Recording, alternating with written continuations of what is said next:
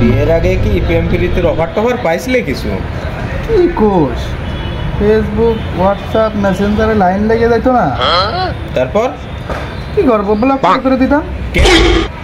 আরে তা কি করবো, একবার তো একটা মেয়ে হাই সুইট হার্ট করে লিখেই পাঠাইছে, আমি ব্লক করে দিয়েছি। কে? আরে তা কি করবো, ও আমারে পছন্দ করে, আমি তো ওরে পছন্দ করিনি।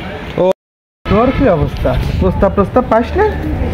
পাইছি তো মেলা, মানে মেয়েদের জ্বালায় ডাটা অন করতে পারতাম না, ফেসবুক মেসেঞ্জার লাইন লেগে যেত, তারপর ব্লক মেরে মেরে দিতাম।